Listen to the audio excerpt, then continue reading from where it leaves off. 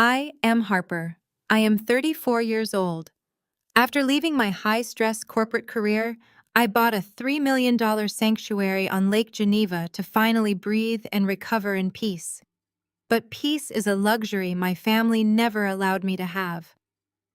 On my very first morning in my new home, 3 moving trucks backed into my driveway. My older sister Ebony, her arrogant white husband Trent, and my parents marched up to my front door. They held a fake lease and told me to get out of the master bedroom. I did not scream. I did not cry. I simply smiled and let them in. Because they had no idea, they just invaded the home of the woman who secretly owned all of their debt. If you have ever had to smile while setting a trap for toxic relatives, hit the like and subscribe button. You will want to hear exactly how I locked them in. The morning fog was still rolling off the surface of Lake Geneva when the heavy pounding on my custom oak door started. I was standing in my kitchen pouring my first cup of coffee and enjoying the absolute silence of my new $3 million home. I had closed on the property just 2 days ago. It was supposed to be my ultimate escape, a reward for years of grueling work as a forensic auditor building a financial consulting firm from scratch and finally selling it for a fortune. I walked to the entryway and pulled open the heavy wooden door. Trent pushed past me before the door was even fully open. His expensive leather shoes tracked wet dirt across my pristine hardwood floors. My older sister Ebony followed close behind him carrying a designer handbag and wearing a smug expression that instantly made my blood boil. Behind them, my parents Harold and Vivian stood on the porch directing a crew of movers who were already unloading a massive velvet sectional from a moving truck. "Get your boxes out of the master suite," Trent ordered without even looking at me. He walked straight into my living room and began pointing at my furniture, telling the movers where to put his things. "I need the space with the lake view for my home office so I can entertain my investors. You can take one of the small guest rooms in the back." I stepped in front of the staircase blocking his path to the second floor. I kept my voice perfectly level. "You have exactly 30 seconds to turn around and get out of my house before I have you all arrested for trespassing." My father Harold pushed his way to the front of the group. He reached into his coat pocket and threw a folded piece of paper directly at my chest. It fluttered to the floor, but I refused to pick it up. Harold glared at me with the same look of disappointment he had worn since I was a teenager. "Do not use that tone with us, Harper," my father demanded. "You are not calling anyone. We have a legally binding lease agreement. You are going to let your sister and her husband move in here today. Trent is a successful real estate investor and he needs a property of this caliber to host his wealthy clients. You are just sitting around here doing nothing." My mother Vivian stepped forward, crossing her arms over her chest. She looked around my beautiful home with greedy eyes before turning her harsh gaze back to me. "It is the least you can do after the shame you brought to this family," Vivian said coldly. "You threw away your future when you dropped out of that prestigious doctoral program years ago. You became a lazy, unemployed dropout who refuses to settle down. Now you are hoarding a 6-bedroom mansion all to yourself while Trent and Ebony are trying to build a real legacy. You owe us this house." I looked at my mother and felt a dark wave of amusement wash over my anger. She still believed the lie I told them a decade ago. When I left that doctoral program, it was not because I could not handle the pressure. It was because I was recruited into an elite accelerated finance program that fast-tracked my career into the highest levels of corporate auditing. I had spent the last 10 years dismantling corrupt companies and accumulating massive wealth while my family thought I was barely surviving. I never corrected them because keeping them in the dark was the only way to protect my money from their endless greed. I stepped closer to my mother. "I owe you nothing," I said softly. "In fact, if we are talking about debts, let us talk about the $50,000 credit card bill you racked up in my name when I was 22. You stole my identity to buy Ebony a luxury car for her college graduation so she could keep up appearances. I worked 3 jobs to pay off that fraud, so you would not go to federal prison. Do not ever stand in my house and tell me I owe you anything." Trent laughed, a loud, mocking sound that echoed in my high-ceilinged foyer. He walked over and wrapped his arm possessively around Ebony. "Listen to yourself," Harper Trent sneered. "You are always so bitter. Always the angry black woman making everything about money and holding grudges. If you had just given me that $20,000 loan for my startup 5 years ago, maybe you would not be so miserable today. But you were too selfish to support your own brother-in-law. Now look at you. No husband, no job, and throwing a tantrum because your family needs a favor. I did not give you that loan because your business plan was a disorganized mess of buzzwords and empty promises," I replied, staring directly into his pale blue eyes. "And judging by the fact that you are trying to force your way into my house today, I am guessing your supposed real estate empire is not doing as well as you pretend it is." Trent's face flushed bright red. His jaw clenched and he took a threatening step toward me. Ebony quickly pulled his arm, playing the role of the devoted wife trying to calm her powerful husband. "Do not listen to her, Trent," Ebony said, shooting me a venomous glare. "She is just jealous. She has always been jealous of me because I married well and she is destined to die alone. Just ignore her and let the movers bring our things upstairs." I did not waste another second arguing with their delusions. I pulled my phone from my pocket and dialed 911. I reported a home invasion in progress at my address and requested immediate assistance. Trent did not panic. He actually smiled and leaned against my staircase, looking incredibly pleased with himself. "Go ahead and call them," Trent said smoothly. "Let us see who the police believe. The successful white businessman with a signed legal document, or the hysterical unemployed woman blocking the stairs." The wait for the police was suffocating. My parents ignored me completely and began walking through my kitchen, opening my custom cabinets, and criticizing my choice of appliances. Vivian loudly complained that I had not stocked the refrigerator properly for their arrival. Harold told the movers to put my expensive dining chairs into the garage to make room for Trent's heavy mahogany table. I stood my ground at the base of the stairs, recording everything on my phone in absolute silence. I knew that reacting emotionally was exactly what Trent wanted. He wanted me to scream. He wanted me to become the stereotype he had painted me as. I was not going to give him that satisfaction. 10 minutes later, 2 local police officers arrived at my front door. They walked in assessing the chaotic scene of moving boxes and angry family members. Before I could even speak, Trent stepped forward with his hand outstretched.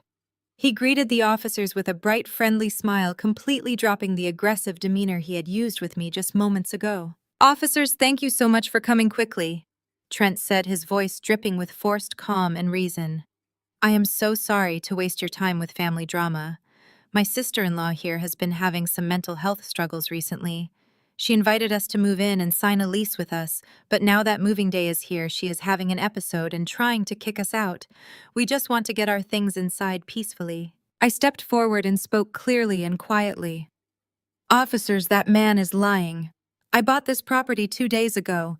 I never invited them here and I never signed any lease.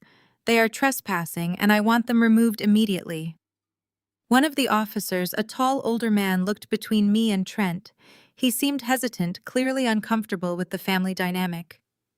"Do you have proof of residency?" he asked me. I nodded and pulled up the digital copy of my deed and closing documents on my phone, holding it out for the officer to see. He reviewed it carefully and nodded. "Ma'am, you are clearly the owner." He then turned to Trent. "Sir, if she wants you to leave, you have to leave. You cannot just force your way into a home." Trent did not miss a beat. He reached down and picked up the piece of paper Harold had thrown at me earlier. He handed it to the officer with a confident smirk. "Officer, I understand how this looks, but we have a legally binding contract. My father-in-law here is a witness. We paid a substantial security deposit." The officer took the paper and reviewed it. I watched his expression change from skeptical to serious. He handed the paper to his partner, who also read it over. The older officer turned back to me and sighed heavily. "Ma'am, this looks like a standard residential lease agreement. It has your signature on it, and it has been officially stamped and notarized by the county clerk's office. The notary seal is valid, and the dates match up." My heart skipped a beat, but I kept my face perfectly still. "A notarized lease," They had not just printed a fake document off the internet, they had actually gone to the county clerk and officially registered a fraudulent contract. I immediately knew how they did it. Vivian used to work as an administrative assistant at the county courthouse years ago. She still had friends there. She must have used her old connections to push the paperwork through without my physical presence, and Harold had likely provided a forged signature from some old document of mine he kept. It was a highly coordinated and deliberate act of fraud. That document is a forgery, I stated calmly. I have never seen it before in my life, and I certainly never signed it in front of a notary. My mother used her former courthouse connections to fake that seal. Vivian gasped, placing a dramatic hand over her chest. Officer, how can she accuse her own mother of such a terrible crime? We are just trying to keep a roof over our heads while Trent transitions his business. She signed that paper in our kitchen 3 days ago. She is just confused. The officer held up his hands to stop the arguing. Look, folks, we are not detectives and we are not a judge. Our job is just to keep the peace. Ma'am, he said, looking directly at me. Because they have a notarized document establishing residency, we cannot legally force them to leave today. If you are claiming this document is forged, that is a civil matter. You are going to have to go to the courthouse, file a formal eviction notice, and request a fraud investigation. Until a judge issues an order invalidating this lease, they have a legal right to occupy the premises. I stared at the officer, processing the reality of the situation. The law designed to protect tenants was currently wrapping its protective arms around the predators standing in my hallway. I knew that arguing with the police would only validate Trent's claim that I was unstable. I knew the legal system inside and out. I knew the officers were technically following protocol based on the forged evidence presented to them. Understood, I said, my voice dangerously soft. How long does the eviction process typically take in this county? The officer shifted uncomfortably. With the current backlog, it could take anywhere from 30 to 90 days to get a court date. I strongly suggest you folks try to work this out peacefully in the meantime. We do not want to have to come back here for a domestic disturbance. Trent smiled, wrapping his arm around Ebony again. Thank you, officers. We will make sure she calms down. Have a safe shift. The officers tipped their hats and walked out the front door, leaving me trapped in my own home with 4 people who hated me. The moment the door clicked shut, the performance dropped. Ebony laughed a sharp, triumphant sound. She walked right up to me and flicked my shoulder. You heard the police, Harper, Ebony mocked. We have a legal right to be here, so get out of my way. The movers charge by the hour, and I want my bed set up facing the lake before sunset. And do not even think about trying to lock us out while we are gone. We already made copies of the keys Vivian took from your purse when you were not looking. I did not flinch. I did not move to strike her, even though every muscle in my body demanded violence. I looked at Ebony, then at Trent, who was already walking up my beautiful staircase, tracking more mud onto the pristine runner. I looked at my parents, who were busy unpacking their kitchen boxes as if they owned the place. They thought they had won. They thought they had successfully bullied the weak, quiet sister into submission, just like they had done for my entire life. They thought my silence was defeat. I stepped aside and let the movers carry the heavy velvet sectional up the stairs.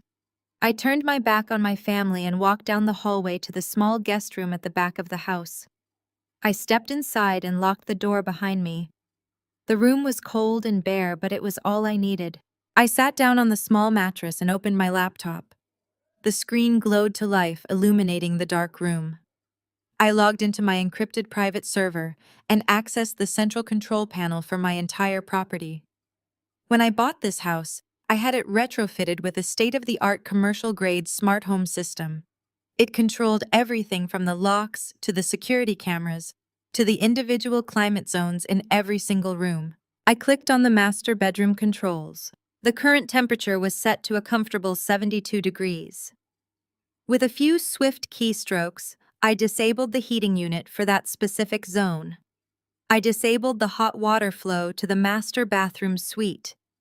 I locked the electronic dampers in the ventilation system, ensuring that not a single breath of warm air would reach that room tonight. The forecast predicted the temperature outside would drop to 20 degrees by midnight. I leaned back against the wall and watched the progress bar confirm my changes. They thought they had trapped a helpless victim in this house. They did not realize they had just locked themselves inside a cage with a predator. I closed the laptop and whispered to the empty room. The hunt has officially begun. The sun disappeared behind the thick winter clouds, and the temperature over the lake plummeted rapidly. The Wisconsin wind began to howl against the reinforced glass windows of my massive home. I sat comfortably on the edge of the mattress in my small guest room, wearing a thick wool sweater and holding a warm mug of tea. My laptop rested on my knees, displaying the central climate control dashboard for the entire estate. I watched the digital numbers with quiet satisfaction. The master bedroom suite was currently hovering at 45 degrees, and the temperature was dropping by the minute. It did not take long for the inevitable explosion to happen. Heavy, aggressive footsteps stomped down the long hardwood hallway, followed by a loud, violent thud against my solid oak bedroom door. Trent was kicking the wood with his bare feet. "Open this door right now, Harper!" he yelled, his voice shaking with a mixture of rage and physical cold. "The heat is completely broken in the master bedroom, and the hot water in the bathroom is completely shut off. Fix it right now." I set my tea down on the nightstand, calmly closed my laptop, and unlocked the guest room door. Trent stood in the hallway wrapped entirely in two of my expensive down comforters, shivering uncontrollably. His face was pale, and his teeth were literally chattering. Ebony stood right behind him, wearing a heavy designer winter coat over her silk pajamas, looking absolutely miserable and furious. "Fix the heating system this instant," Trent demanded, pointing a shaking finger directly at my face. "You are the homeowner, so it is your legal responsibility to maintain the utilities and keep this place habitable. I am not going to freeze to death in this empty museum of a house." I leaned casually against the doorframe and crossed my arms over my chest. I looked him up and down, taking in his pathetic, shivering form, and I simply smiled. "Actually, Trent, according to the legally binding lease agreement you shoved in the police officers' faces this morning, you and Ebony are the primary tenants of that specific suite. Section 4, Paragraph 2 of your forged document clearly states that the tenants assume full responsibility for all utility accounts and all internal climate management. You wanted the master suite so badly because you felt entitled to the lake view. Well, it is all yours now. Feel free to call a repairman in the morning if you can afford their emergency weekend labor rates." Trent's face turned a violent shade of purplish red that contrasted sharply with his freezing skin. He pushed past me and marched down the stairs toward my newly renovated kitchen, frantically looking for the central thermostat on the walls. When he realized the digital panels were locked and completely unresponsive, his anger boiled over. He grabbed a heavy crystal vase from the center of the kitchen island and hurled it across the room with all his might.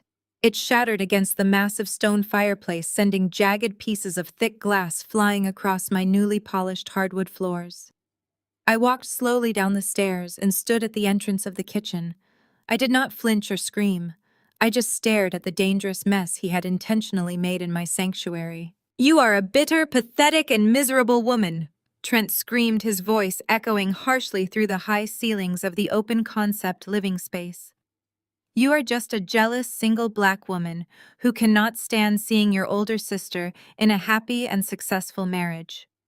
You have always hated us because I am a highly successful real estate investor, and you are nothing but a washed-up corporate failure. You sit in this giant, empty house all by yourself because no decent man will ever want to deal with your terrible attitude. You have been trying to sabotage our happiness from day one. Just like that time you refused to help us pay for our honeymoon." Ebony marched down the stairs and stepped forward, nodding in furious agreement, while pulling her winter coat tighter around her shivering body. "That is exactly right," Ebony chimed in, her voice dripping with venom. 5 years ago, we asked you for a simple $20,000 loan so we could go to Bora Bora and celebrate our wedding in style. A truly successful and loving sister would have been happy to help her family celebrate a milestone. But you were too selfish and greedy to support my marriage to a good white man who actually takes care of me and provides for me. You intentionally humiliated us and forced us to stay in a cheap hotel in Florida for our honeymoon because you wanted me to be just as miserable and lonely as you are. I walked slowly into the kitchen, crushing pieces of broken crystal under my heavy boots. I looked right at Ebony and then turned my gaze to Trent. I did not give you that $20,000 for your luxury island vacation because I was completely broke, I said, my voice dangerously calm and perfectly steady. And do you want to know exactly why I was broke, Ebony? I was broke because our mother took out 3 different high-limit credit cards in my name using my social security number when I was studying in college. She maxed every single one of them out to the absolute limit, buying expensive designer clothes and luxury handbags for you so you could pretend to be rich and trap a wealthy man like Trent. I spent the entire year of your wedding working 80-hour weeks, doing mind-numbing corporate audits just to pay off $35,000 of fraudulent debt. I worked myself to the bone just so our mother would not go to federal prison for felony identity theft. My parents, Harold and Vivian, had come down the stairs, drawn by the sound of Trent shouting and the crystal shattering against the stone. They stood in the kitchen entrance just in time to hear my revelation. Vivian's face flushed with a sudden mix of anger and extreme embarrassment as Trent looked at her in genuine shock. But instead of apologizing or showing a single ounce of remorse, Vivian marched aggressively across the kitchen floor and slapped me hard across the face. The sharp crack of her hand against my cheek echoed loudly in the freezing room. My skin burned and my head snapped to the side, but I did not raise a hand to touch my face. I just slowly turned my head back and looked at the woman who gave birth to me dead in the eyes. "How dare you bring that old business up in front of your brother-in-law?" Vivian shrieked, pointing a shaking manicured finger inches from my nose. "You are a disrespectful, ungrateful, and terrible child. I gave birth to you. I put a roof over your head for 18 years. You owed me that credit card money to repay me for everything I sacrificed to keep you alive. Trent is the real provider of this family now. He is the man of the house and he brings social status and actual wealth to our family name. You are going to turn the heat back on in the master bedroom right now, and you are going to obey him because his success is the only reason we are not living on the streets." Harold nodded firmly, stepping up beside his wife and glaring at me. "Your mother is absolutely right, Harper. Trent is a highly successful businessman who knows exactly how the real world works. You are just causing trouble because you cannot handle the fact that Ebony won at life and you lost.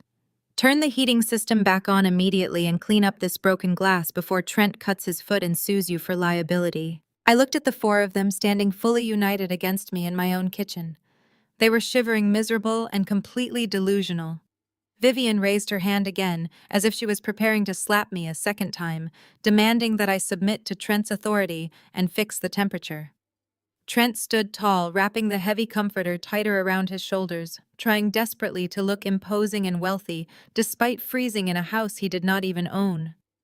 He smirked at me, expecting me to break down and cry, just like I used to do when I was a helpless teenager. He expected me to apologize, clean up the mess he made, and surrender my comfort for his convenience. But while Trent was busy yelling insults and Vivian was busy threatening physical violence, my eyes drifted past them.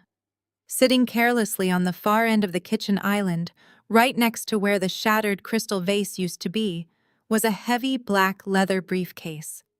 It was the exact same briefcase Trent had rudely dropped there when he invaded my home that morning. He was so arrogant and so certain of his victory that he had not even bothered to unpack it or secure his belongings in the bedroom. The black leather was worn at the edges, but what caught my immediate attention was the distinct metallic emblem stamped deeply into the material near the brass handle. It was not a designer fashion logo to show off his supposed wealth. It was a very specific and highly restricted corporate seal. I recognized that exact seal instantly because I had stared at it every single day for the past decade. It was the official logo of the federal auditing firm where I used to work as a senior director. The exact firm that exclusively contracted with the federal government to investigate high-level corporate financial crimes and massive commercial real estate fraud. My heart began to beat with a slow, steady rhythm as all the chaotic pieces fell perfectly into place. I had spent 10 long years reviewing confidential case files that looked exactly like the heavy folders bulging inside that briefcase. Regular successful real estate investors do not carry thick briefcases from federal auditing firms unless they are the direct target of an active federal criminal investigation. Trent was not a successful millionaire providing for my sister. Trent was drowning in dirty money, and the federal auditors were already breathing heavily down his neck. He came to my lake house and forced his way inside because he was completely desperate for a remote place to hide his assets and evade the authorities. I looked away from the black briefcase and met Trent's angry, entitled gaze. I did not touch my burning cheek, and I certainly did not reach for my phone to adjust the thermostat. I simply smiled a cold, terrifying, and deeply knowing smile that made Trent falter and take a small, hesitant step backward. "It is going to be a very long and brutal winter, Trent," I whispered, staring right through his arrogant facade. "You should probably bundle up." The morning sun crawled slowly across the frozen surface of the lake, casting long, bright rays of winter light into my custom kitchen. I stood at the massive marble island, sipping hot black coffee and watching the heavy frost melt against the reinforced glass windows. The house was peaceful for a brief, beautiful moment before the sound of angry, aggressive footsteps stomped down the hardwood stairs. Ebony marched into the kitchen looking completely exhausted and deeply bitter. She was wrapped tightly in a thick, oversized wool cardigan, shivering violently as she glared at me from across the room. She walked straight to the commercial refrigerator and pulled out a bottle of expensive sparkling water that I had purchased exclusively for myself. She opened it and took a long, deliberate drink before slamming the heavy glass bottle onto the granite counter. "We are hosting a very important dinner party tonight," Ebony announced, her voice tight with unearned authority. Trent invited 6 of his most critical investors and their wives to view the property. They are incredibly wealthy people, and Trent absolutely needs them to see how successful and powerful he is. "You are going to cook a 4-course meal and serve us tonight like a proper hostess." I set my coffee mug down slowly on the marble surface. I looked at my older sister, taking in her arrogant posture and the absolute delusion she carried with her, like a shield. I told her in a perfectly calm voice that I was not her personal chef, and I had absolutely no intention of serving a man who broke my crystal vase and threatened me in my own home just hours prior. Ebony stepped closer, and her dark eyes grew malicious and calculating. She pointed a freshly manicured finger toward the warm laundry room where my senior rescue dog, Buster, was sleeping peacefully on his orthopedic bed. "You are going to put on a black apron and serve us our dinner tonight. Harper or I will walk over there, open the back door, and throw that filthy old mutt out into the freezing snow." Ebony smiled a cruel, wicked smile that twisted her features. "The legally binding lease gives us full control of this entire property, which means we hold the power to decide if animals are allowed to remain inside the house. If you refuse to cater this dinner party, your dog is going to freeze to death outside on the patio before midnight." I looked at the laundry room door, listening to Buster breathing softly, and then I looked back at my sister. My hands curled into tight, rigid fists at my sides. I had dealt with ruthless corporate criminals and dangerous financial executives for 10 long years, but the sheer casual cruelty of my own flesh and blood always managed to disgust me on a much deeper level. I knew I could call local animal control or bring the police back to the house, but involving authorities right now would completely ruin the intricate trap I was carefully setting for Trent. I needed them to feel powerful and safe. I needed them to firmly believe they had completely broken my spirit so they would drop their guard and expose their vulnerabilities. I relaxed my hands, uncurling my fingers slowly, and offered my sister a blank, submissive stare. I told her I would cook the expensive food and serve her wealthy guests. Ebony smirked triumphantly and told me to make sure the silver cutlery was properly polished before she turned around and marched proudly back up the stairs to her freezing master bedroom.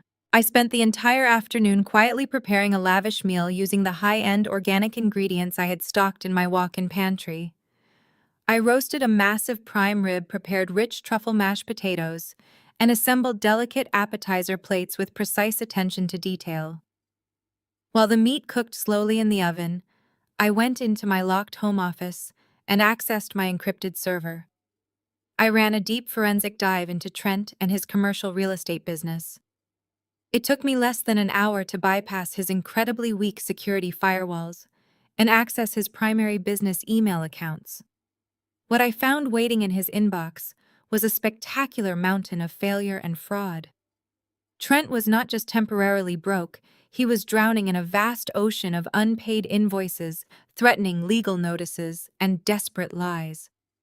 I printed out a specific stack of damning emails and folded them neatly into the deep front pocket of my black catering apron. The guests arrived at 7 o'clock sharp in a fleet of expensive black cars. 3 older white men in custom-tailored suits accompanied by their wives who were dripping in heavy diamond jewelry and overwhelming designer perfumes. Trent greeted them at the grand entrance wearing a brand new light gray suit, looking like the absolute picture of wealthy confidence. He ushered them into my expansive living room, pouring my rarest scotch into crystal glasses and laughing loudly at jokes that were not funny. Vivian and Harold stood nearby, beaming with immense pride and acting as if they were royalty hosting a royal gala. I walked into the crowded room carrying a heavy silver tray of hot appetizers. I kept my head down, playing the role of the silent, obedient servant, exactly as Ebony had commanded me to do. I offered the tray to the wealthy guests, while Trent began his grand theatrical performance for the evening. "This property is absolutely stunning," Trent, one of the older investors, said, looking around at my custom architectural ceilings and the expansive view of the dark frozen lake outside the window. "You must have dropped an absolute fortune on this estate." Trent laughed arrogantly, taking a long sip of his expensive scotch. "It was a very substantial investment, yes," Trent lied smoothly, without missing a single beat. "But I actually bought this lake house as a personal rescue mission. My beautiful wife comes from a very humble background, and her family has always struggled terribly with their finances. I decided to use some of my excess capital to purchase this massive estate so her poor parents could finally experience the finer things in life before they get too old. I am a firm believer in using my immense wealth to uplift the less fortunate people in my life." The investors' wives murmured in deep admiration, telling Ebony she was so incredibly lucky to have found such a generous and successful provider. Ebony smiled gracefully and placed a loving hand on Trent's chest, playing the grateful rescued wife with perfect precision. My mother Vivian nodded along, looking incredibly pleased with the false narrative that completely erased all of her own terrible financial choices and crushing debts. But Trent was not finished building his glorious illusion. He needed to elevate himself even higher by stepping directly on my neck. He pointed his half-empty scotch glass right at me as I walked quietly past him to collect the empty appetizer plates from a side table. "Take my sister-in-law Harper, for example," Trent said, his voice echoing loudly in the quiet, elegant room. "She used to work as a low-level number cruncher doing basic accounting data entry in a cubicle. But the real corporate world was just too stressful for her fragile mind. She could not handle the basic pressure and suffered a complete mental breakdown years ago. She has been unemployed and struggling to survive ever since. I let her stay here in one of the small back rooms, out of the goodness of my heart. It is a terrible financial burden on me, but family is family, right?" The wealthy guests looked at me with varying expressions of pity and mild upper-class disgust. I stood perfectly still, holding the heavy silver tray against my hip. I looked at Trent, listening to him reduce my decade of elite forensic auditing and my multi-million-dollar corporate firm to a pathetic failure of a life. He was so incredibly arrogant and blind. He actually believed his own ridiculous lies. It was finally time for dinner.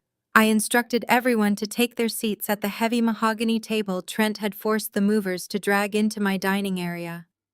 I served the perfectly cooked prime rib and poured the hot side dishes, returning to the kitchen to grab a freshly opened bottle of imported vintage red wine.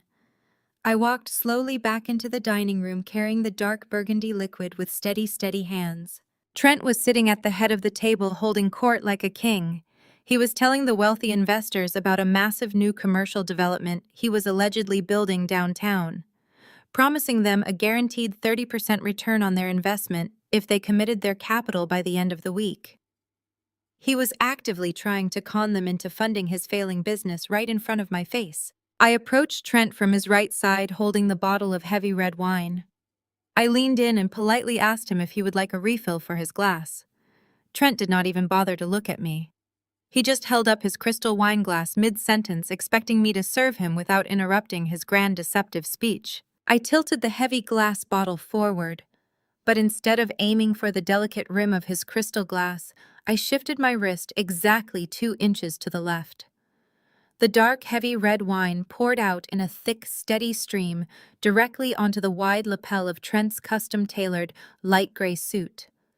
The dark red liquid splashed heavily against the expensive light fabric, soaking instantly through his crisp white dress shirt and running in long dark rivers down the front of his trousers. Trent leaped out of his chair, knocking the heavy wooden seat backward onto the hardwood floor with a violent crash. He screamed an ugly, raw sound of pure fury and shock as the cold, wet wine soaked deeply into his skin. Ebony shrieked loudly, jumping up from her seat and grabbing her cloth napkin in a panic. Vivian gasped loudly, covering her mouth in absolute horror, while Harold yelled my name in absolute furious rage. The wealthy investors and their wives sat frozen in complete shock, staring at the chaotic scene unfolding before them over their expensive prime rib dinners. "Look what you did, you stupid, clumsy woman," Ebony screamed, throwing her white cloth napkin directly at my chest. "That suit cost $4,000 to make. You ruined it completely. You are going to pay for this, you worthless failure. I will take the money straight out of your bank account tomorrow morning." Trent was breathing heavily, his face flushed a dangerous shade of purple with uncontrollable rage. He took a fast, threatening step toward me, raising his right hand high as if he was going to strike me right there in front of his prestigious guests. "You incompetent idiot," Trent snarled, wiping furiously at the dark red stains spreading across his chest and dripping onto his shoes. "You do not have a single dime to your name. How are you going to pay for a $4,000 custom suit when you cannot even afford to buy your own groceries?" I did not back away from his raised hand. I stood my ground, looking at his ruined gray suit and his furious, sweating face. I reached my right hand slowly into the deep front pocket of my black catering apron. I pulled out the thick stack of printed papers I had prepared in my office earlier that afternoon. I did not speak to Trent. I turned my attention directly to the 6 wealthy investors who were watching the family drama with wide, alarmed eyes. "I think Trent might have a very hard time affording his own groceries." "Very soon," I said, my voice carrying clearly and calmly across the silent dining room. I dropped the heavy stack of printed papers right into the center of the mahogany table, directly in front of the lead investor. "Those are official emails," I stated, calmly pointing to the scattered documents. "They are completely authentic and time-stamped from this very morning. They are frantic, desperate messages from Trent begging his commercial construction contractors for a 30-day extension because his primary business bank accounts are currently overdrawn by exactly $80,000. The second page is a formal legal notice from his heavy equipment supplier threatening to sue him for criminal non-payment. Trent is not a successful real estate mogul. He is completely broke, and he brought you all here to my house tonight to con you into saving his failing company from total bankruptcy." The dining room fell into a deathly terrifying silence. The only sound was the heavy, ragged breathing of my father and the soft humming of the refrigerator in the kitchen behind me. The lead investor frowned deeply, his thick white eyebrows pulling together. He reached out with a hesitant hand and picked up the top sheet of paper from the mahogany table. He adjusted his reading glasses and read the printed email in complete silence. His expression shifted rapidly from polite shock to deep, furious realization. He passed the paper silently to the man sitting next to him and picked up the second page. Trent's eyes widened in absolute sheer panic. He lunged toward the table, reaching out, trying to snatch the papers out of the investor's hands, but he was far too late. The damage was already permanently done. The grand illusion he had built was completely shattered beyond repair. "This is a lie," Trent stammered loudly, his voice shaking with intense desperation and fear. "She forged those documents to ruin me. I told you she was crazy. I told you she was a bitter, jealous woman trying to ruin my perfect life. Do not look at those papers, they are entirely fake." The lead investor stood up slowly from his chair, dropping the printed papers back onto the wooden table. He looked at Trent with absolute unmasked disgust, taking in the wine-stained gray suit and the desperate panic sweating from his pores. "I think we have seen enough here tonight," the older investor said, his voice cold and hard. "We are leaving immediately." The wealthy guests stood up in unison, abandoning their half-eaten meals. Their wives quickly gathered their expensive winter coats and designer purses, refusing to make eye contact with Ebony or my mother as they moved. They walked out of the dining room in a swift, silent mass exodus. The heavy front door opened and closed, and the deep sound of their luxury cars starting in the driveway signaled the absolute end of Trent's financial lifeline. The house was devastatingly quiet once again. Ebony stood frozen by the dining table, her mouth opening and closing repeatedly without a single sound coming out. Vivian and Harold looked completely terrified, staring at me as if they were looking at a dangerous ghost. Trent turned to face me. The panic in his blue eyes had been entirely replaced by a dark, violent, unpredictable rage. He closed the physical distance between us in 2 rapid, aggressive strides. He reached out with both of his large hands and grabbed the collar of my black catering shirt, twisting the fabric tightly in his heavy fists. He yanked me forward violently, pulling my face just inches from his own. I could smell the sharp, sour tang of the red wine and the bitter scent of his nervous sweat. "You ruined me," Trent whispered, his voice trembling with homicidal anger as his grip tightened around my neck. "I am going to completely destroy you for this.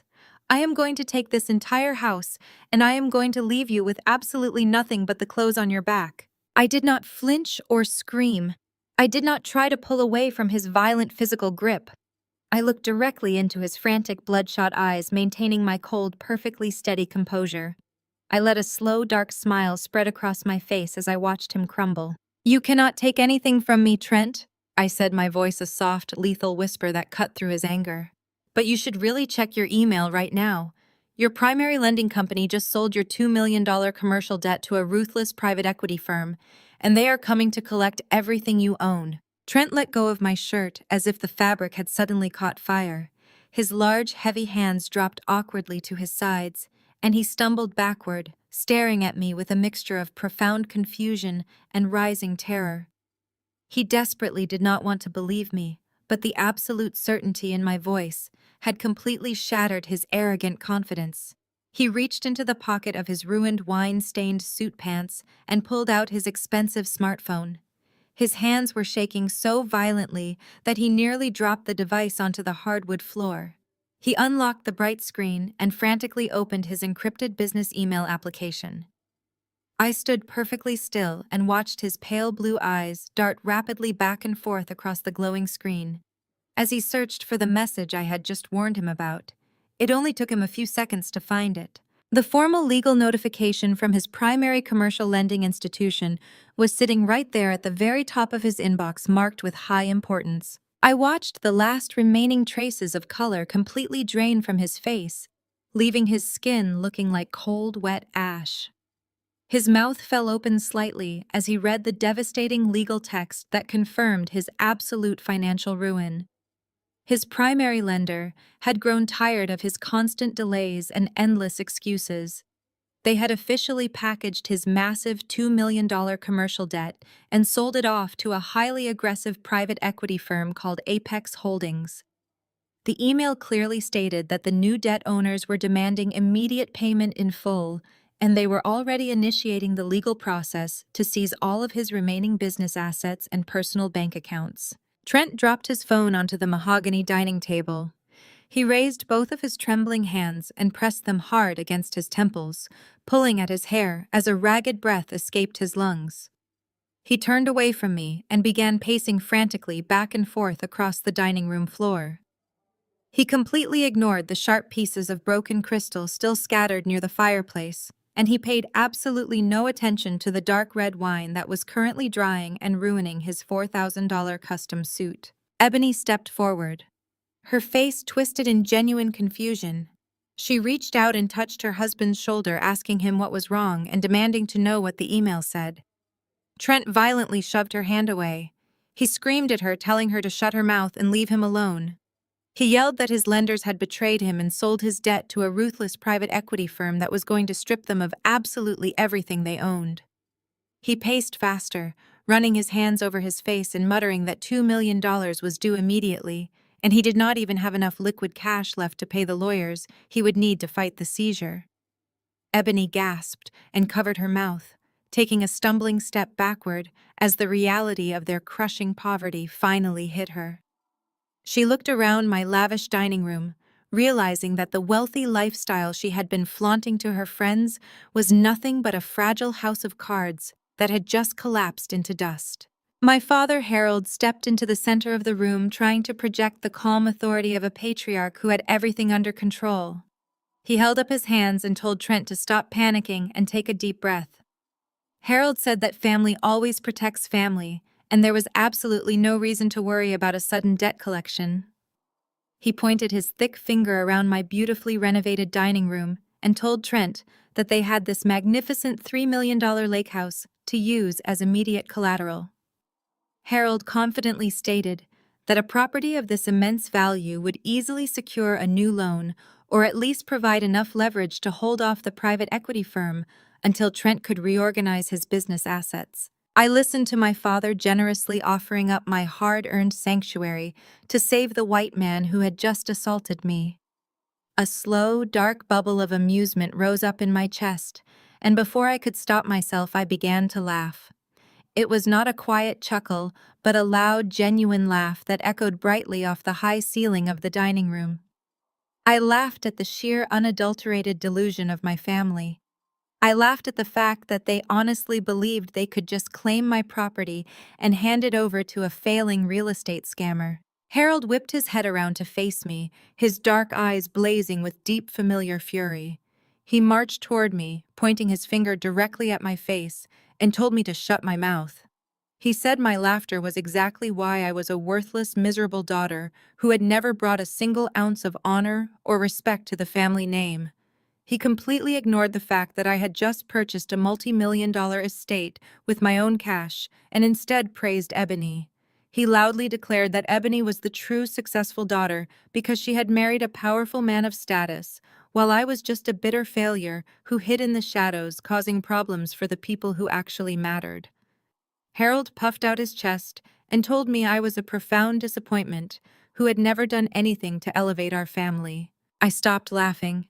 The amusement evaporated from my body, leaving nothing but cold, calculated precision. I looked at my father and felt the last remaining thread of familial obligation snap completely. I took a slow, deliberate step toward him. I told him to lower his hand and never point his finger at me again. I kept my voice incredibly soft, but the lethal tone made him freeze in his tracks. I asked him if his memory was really so damaged that he had conveniently forgotten the events of 10 years ago. I reminded him of the rainy Tuesday night when I came home to find him sitting on the kitchen floor, sobbing like a terrified child, because the federal tax authorities were preparing to audit his small business. Vivian tried to interrupt me, telling me to stop speaking, but I cut her off immediately, demanding her silence. I turned my attention back to my father. I detailed exactly how he had spent 5 years running fraudulent accounting books, intentionally hiding income, and falsifying expense reports to avoid paying his fair share of taxes. I reminded him that he was facing multiple felony charges and a guaranteed federal prison sentence that would have completely ruined his life and stripped him of every asset he claimed to own. I looked deep into his angry, terrified eyes and reminded him that Ebony did not save him. I reminded him that Trent was not there to rescue him. I told him that I was the one who sat at the dining room table for 4 consecutive days and nights, drinking cheap black coffee and forcing myself to stay awake. I used the elite forensic auditing skills I was secretly learning to meticulously untangle his disastrous web of financial lies. I restructured his entire corporate filing system, legally minimizing his exposure and finding every possible loophole to protect him from federal prosecution. I told him I saved him from rotting in a concrete cell while the rest of the family slept comfortably in their beds. I asked him how he dared to stand in my house and call me worthless when my brilliant mind was the only reason he was currently standing here as a free man. Harold stood perfectly quiet. His jaw worked silently as he searched for a response, but he had absolutely nothing to say because he knew every single word I spoke was the undeniable truth. He looked away, unable to maintain eye contact with the daughter he had just tried to discard. Trent abruptly stopped his frantic pacing. The intense argument between me and my father had sparked a sudden dangerous realization in his desperate mind. He stood completely still near the shattered crystal vase, staring at the floor, as his brain processed the legal reality of his situation. He slowly looked up, and his pale eyes locked onto me. The chaotic panic that had consumed him just moments ago was completely gone. It was replaced by a dark predatory gaze that made the hair on the back of my neck stand up. Trent was a cornered animal facing absolute financial destruction, and he had just realized what he needed to do to survive. He turned his head slowly to look at Harold and Vivian. His voice was low and perfectly steady when he spoke. He told them that the fake lease agreement they had notarized was completely useless for his current problem. He explained that a simple residential lease would never be accepted as collateral by a massive private equity firm like Apex Holdings. The corporate lawyers at Apex would demand hard, tangible assets to stop the seizure of his business accounts. He told my parents that the only way to save his company and maintain their wealthy lifestyle was to physically own the lake house. He said he needed the actual deed to the property in his name immediately. Trent turned his predatory stare back to me. He took a slow, menacing step in my direction. He told Harold and Vivian that they needed to stop arguing with me and start forcing me to cooperate. He explicitly stated that they needed to make me sign a total transfer of the property tonight, no matter what it took. He said I was a single woman with no husband to protect me and no friends who cared enough to check on me. He heavily implied that I was completely vulnerable and that they were fully justified in taking my sanctuary because my life was fundamentally less important than his failing corporate empire. Ebony instantly agreed with her husband, stepping up beside him and nodding eagerly. She told our parents that Trent was absolutely right. She claimed that since I had so much hidden money, I could easily just go buy another house somewhere else. But Trent desperately needed this specific property right now to save their reputation. Vivian chimed in, adding that my disrespectful behavior toward my father proved I did not deserve to live in such luxury anyway. They were openly conspiring to steal a $3 million estate from me right in front of my face, justifying their extreme criminal intentions with their usual toxic family logic. I looked at the four of them slowly advancing toward me. They had formed a unified wall of desperate greed. I could see the dangerous intent settling into their posture. They were no longer just arrogant relatives trying to assert dominance. They were deeply compromised individuals who were completely willing to use physical force and severe intimidation to strip me of everything I owned. They thought I was trapped in the dining room with no way to defend myself against their combined weight. I did not wait for Trent to make another aggressive move. I turned around swiftly and walked out of the dining room, my heavy boots making no sound on the hardwood floors. I moved down the long hallway with calm, deliberate purpose, completely ignoring Vivian as she yelled for me to come back and face them. I reached the small guest room at the back of the house, stepped quickly inside, and pushed the heavy wooden door shut. I turned the deadbolt, locking it firmly with a solid metallic click. I could hear their footsteps rushing down the hallway toward my door. Trent began pounding his heavy fists against the wood, demanding that I open the door and sign the transfer papers. Ebony screamed through the drywall that I was a coward and a thief for trying to keep the house all to myself. I completely ignored the chaotic noise echoing in the hallway. I walked over to the small desk under the window and sat down in the comfortable leather chair. I opened my laptop and woke the screen from its sleep mode. I opened a highly secure encrypted browser and typed in the web address for the International Corporate Registry. I bypassed the public-facing portals and logged directly into the administrative backend using my master credentials. I navigated through the complex maze of shell companies holding trusts and international corporate structures that I had meticulously built over the last 10 years. I opened the master ownership file for the massive private equity firm that had just purchased Trent's $2 million commercial debt. I stared at the glowing screen reading the highly classified legal documents that proved the absolute ownership of Apex Holdings. I read my own name listed as the sole primary shareholder and the absolute chief executive director of the entire private equity firm. Trent was standing on the other side of my bedroom door, screaming threats and plotting to steal my house so he could protect himself from the ruthless corporate entity that was coming to destroy him. He wanted my deed to save himself from Apex Holdings. He had absolutely no idea that Apex Holdings was just a corporate shield for my own personal wealth. I leaned back in my leather chair and listened to Trent kicking the bottom of my locked door. He thought he was a clever predator, hunting a weak, isolated victim. He did not realize that I was the exact monster he was currently running from. I owned his debt. I owned his business. I owned his entire future. I was his executioner, and he had willingly marched his entire family right into the center of my slaughterhouse.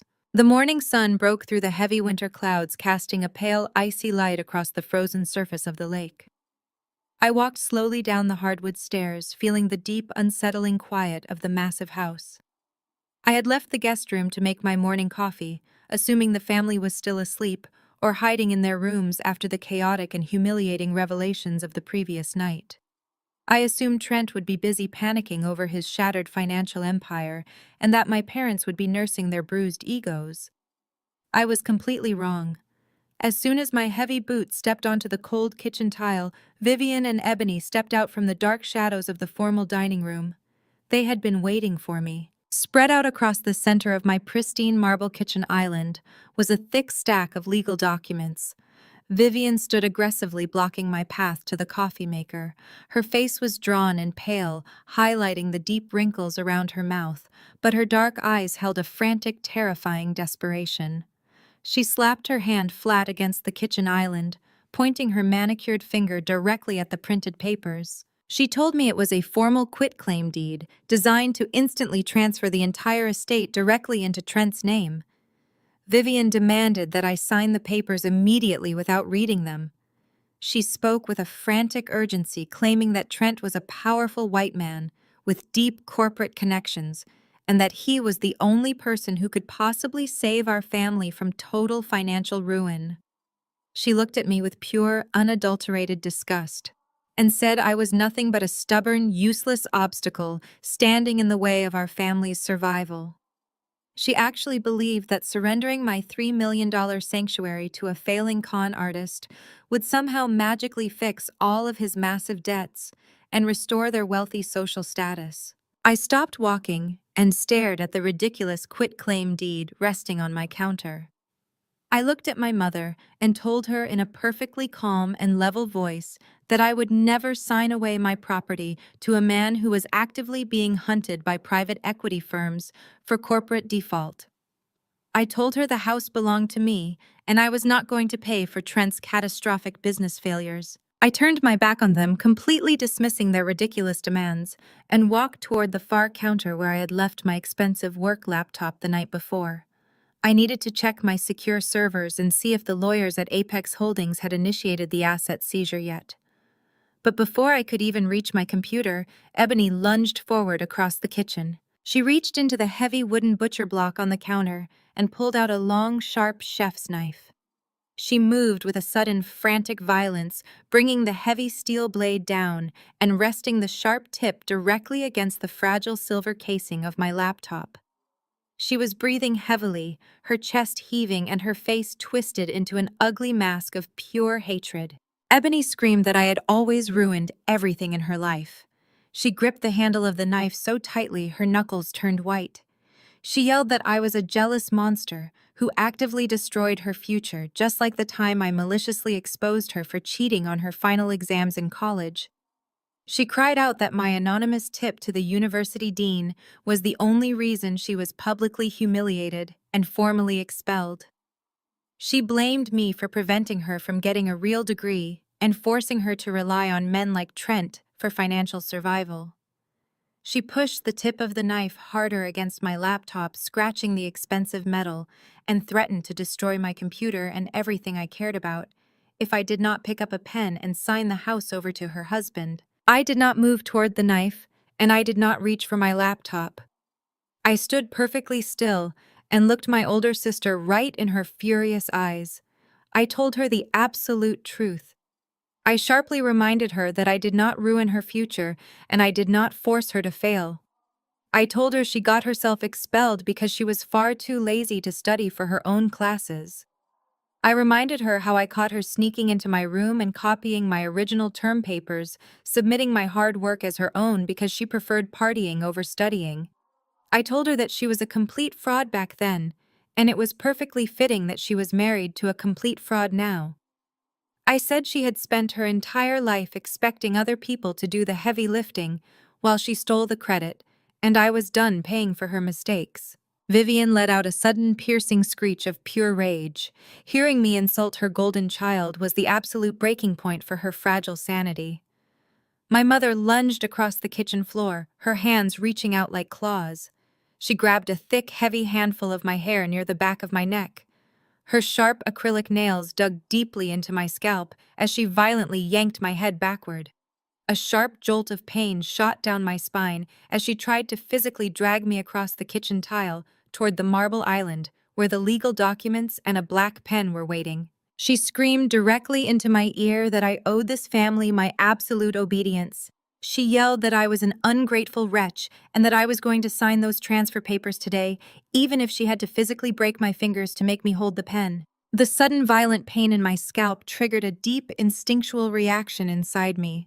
I did not panic and I did not scream. I planted my heavy boots firmly on the kitchen floor, finding my center of gravity.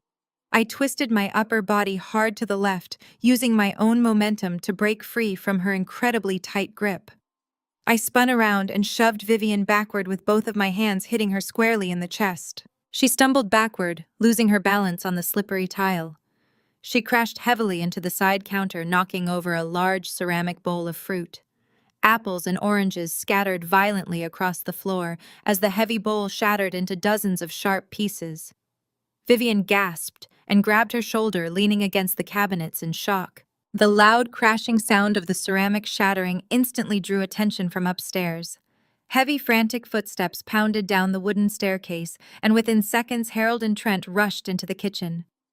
They took one look at Vivian rubbing her shoulder, and the fruit scattered across the floor, and they immediately moved into tactical positions. They did not ask what happened, or check to see if anyone was seriously hurt. Instead, they moved to block the only two exits in the room. Harold stepped his large frame directly in front of the main hallway door, crossing his arms and planting his feet. Trent rushed to the other side of the kitchen and firmly blocked the sliding glass patio doors, preventing any escape out into the freezing winter snow. Trent glared at me with a dark, predatory gaze. His face was pale and his eyes were wild with the desperate panic of a man who knew he was running out of time. He pointed a thick, trembling finger at me and told Harold that they needed to handle this right now. Trent said that the fake residential lease they had forged was completely useless for securing the $2 million commercial loan he desperately needed to appease Apex Holdings. He told my father that the corporate lawyers would only accept a hard, tangible asset, and he needed the actual legal deed to the lake house transferred into his name today. Harold nodded firmly, completely agreeing with the man who was trying to steal his daughter's property. Harold pointed his finger at me and told me I was completely trapped. His voice was cold and entirely devoid of any parental affection. He said I was not leaving this kitchen, and I was certainly not leaving this house until my signature was permanently inked onto that quitclaim deed. Trent stepped closer, moving away from the glass doors, and cracked his knuckles. He told me that I was a single woman with no husband to protect me and no friends who cared enough to check on my safety. He heavily implied that I was completely vulnerable and that nobody would stop them from doing whatever was necessary to get that signature. They had officially crossed the line from toxic family members to active violent criminals. They had turned my own beautiful home into a literal prison, and they were explicitly threatening my physical safety to extort millions of dollars in real estate.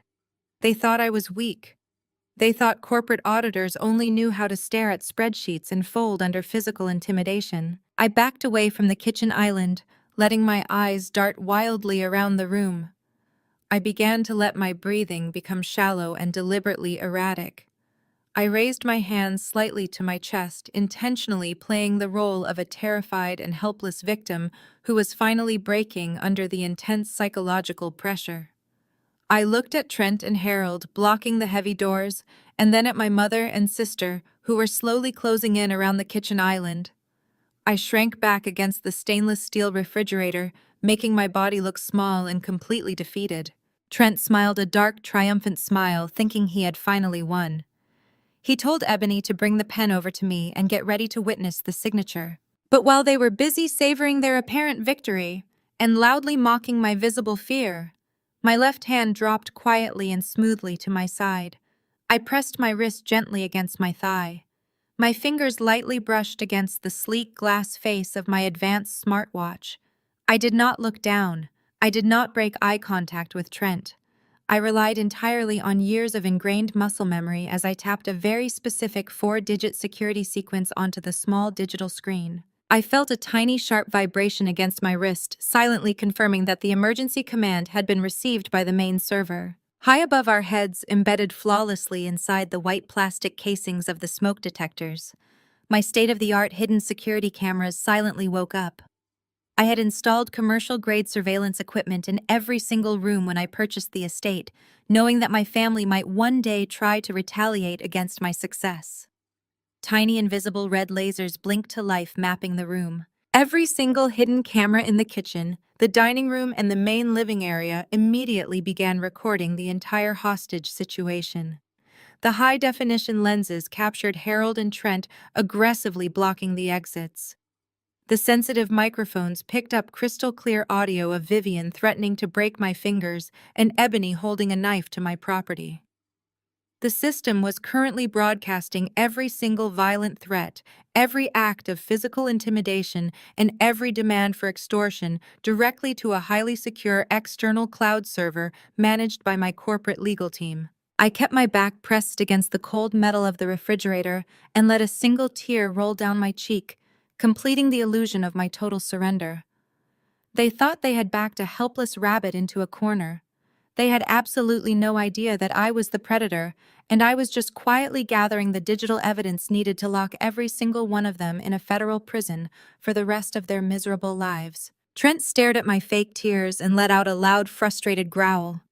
He stepped back, running his hands over his face in intense aggravation.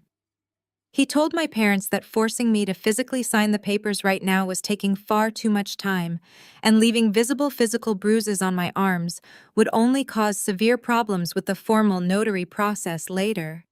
He looked wildly around my pristine kitchen, and his panicked eyes landed on the heavy solid wooden door leading down to the finished basement. He nodded his head toward it and ordered my father to grab my other arm. Before I could even pretend to fight back, Harold and Trent grabbed me roughly by my shoulders. They dragged me forcefully across the kitchen tile. My boots scrambled for traction on the slick floor, but the two grown men easily overpowered my deliberate lack of physical resistance. They shoved me aggressively through the basement doorway. I stumbled down the first few wooden steps, catching myself heavily on the wooden handrail to avoid falling forward into the dark. The heavy oak door slammed shut above me, and the loud, sharp click of the exterior metal deadbolt echoed loudly in the small enclosed stairwell. They had actually just locked me inside my own basement. I walked back up the wooden stairs and pounded my fists against the solid wood.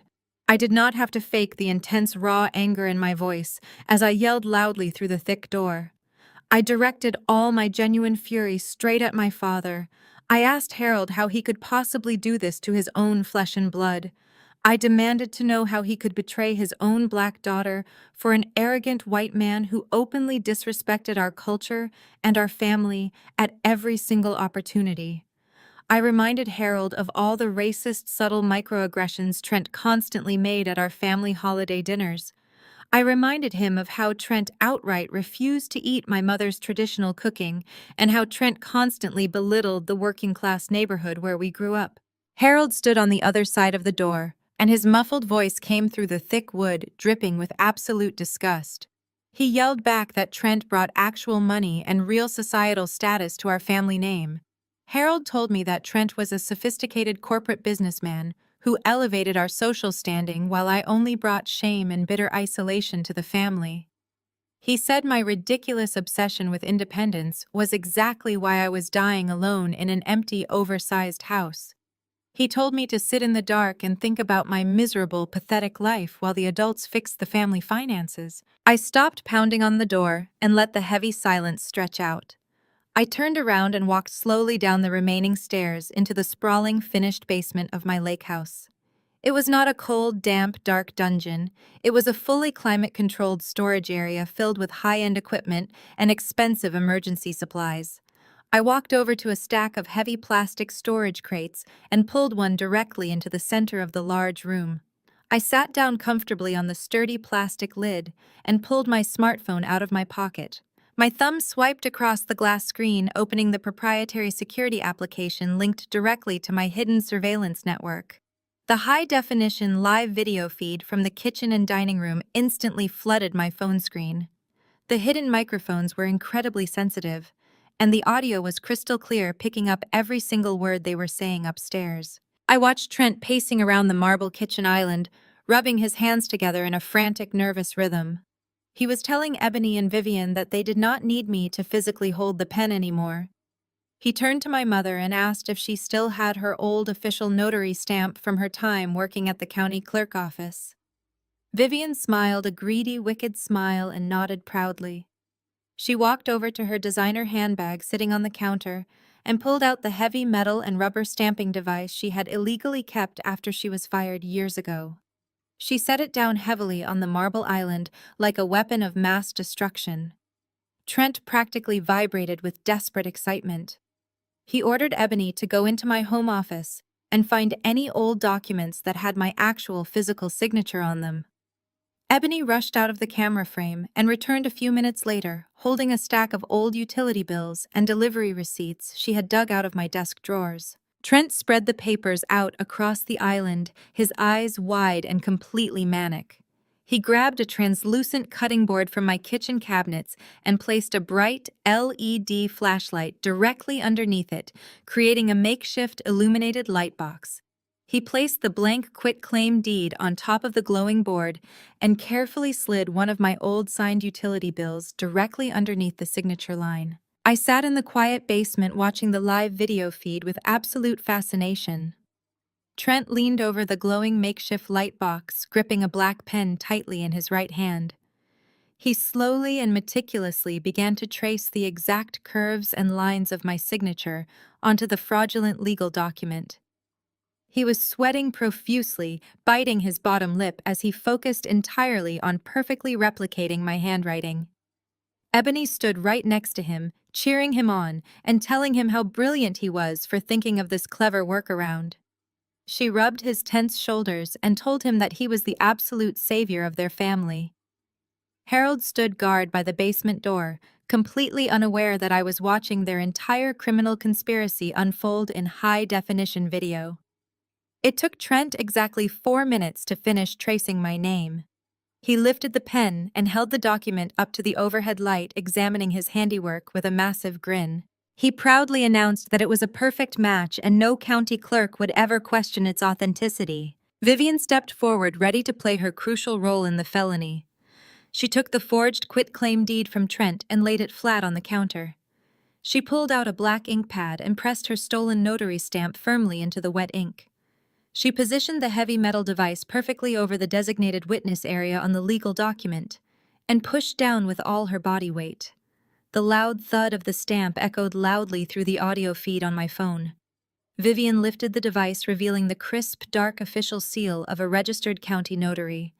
She grabbed a pen and signed her own name right next to the fraudulent stamp, legally verifying that she had personally witnessed me sign the document.